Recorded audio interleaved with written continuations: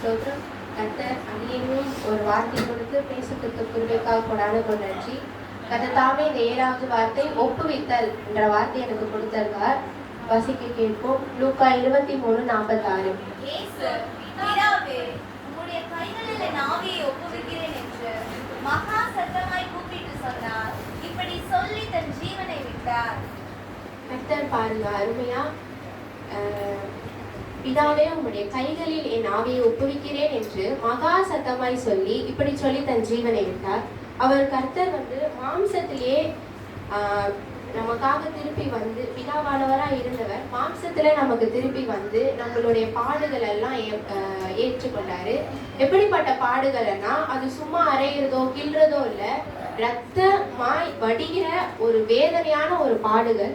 அது எப்படின்னா இப்போ ஏசப்பா பிதாவே உடைய கைகளில் என் ஆவியை ஒப்புவிக்கிறேன் என்று சொன்னாரு.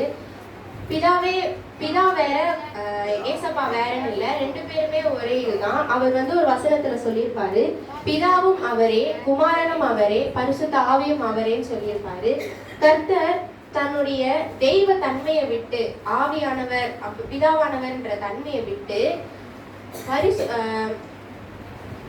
மனுஷனா பூமிக்கு தம்முடைய பாடுகள் அவர் ஏற்றுக்கொண்டாரு. எப்படிப்பட்ட பாடுகள்னா, ஈட்டியால அவரை குத்தினாங்க, அப்புறம் முள்மூடி சூட்டினாங்க, ஆணியால கால்களை அரைஞ்சாங்க, கைகளை அரைஞ்சாங்க, வலாவுல குத்தினாங்க, இன்னுமாய் அப்பா சாட்டையில அடிச்சு அவருடைய சதைகள் செவுத்துல போய் அடிச்சு துடிச்சா மாதிரி நிறைய காட்சிகள் அவர் அவ்வளோ வேதனைகளை பட்டாரு. அதெல்லாம் எதுக்குன்னா, நம்ம பாவம் செய்யாதபடி நம்ம செஞ்ச பாவத்துக்கோ இனிமேல் செய்ய போற பாவத்துக்கோ அவர் முன்னுதாரணமாய் தம்முடைய பாடுகள் எல்லாம் அவர் ஏற்றுக்கொண்டாரு.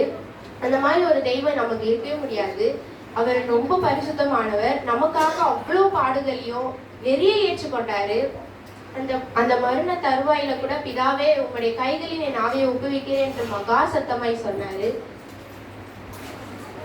இத்தனை பாடுகளையும் அவர் ஏற்று சிலுவையில சொன்ன வார்த்தையில அவர் லாஸ்ட் வார்த்தையா ஒப்புவிக்கிறேன் என்று சொன்னாரு. அந்த ஒப்புவிக்கிற அப்படின்ற ஒரு வார்த்தைனா அவர் தன்னையே அவர் ஒப்புவித்தாரு பிதாவிடத்துல. அப்போ அந்த 7 வார்த்தைகளிலும் ஒவ்வொரு அர்த்தம் இருக்கிறது.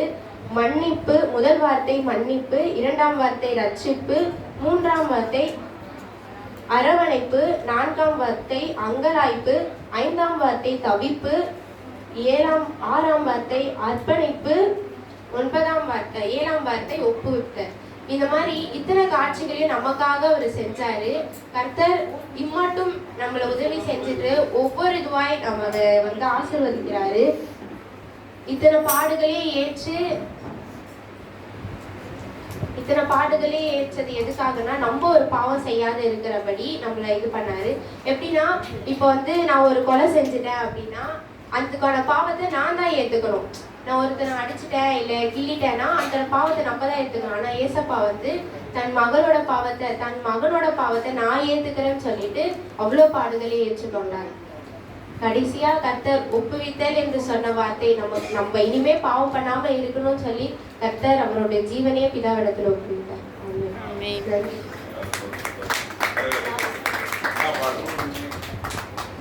ஒப்பு கொடுத்தீரையா உம்மையே எனக்காக, உன்னத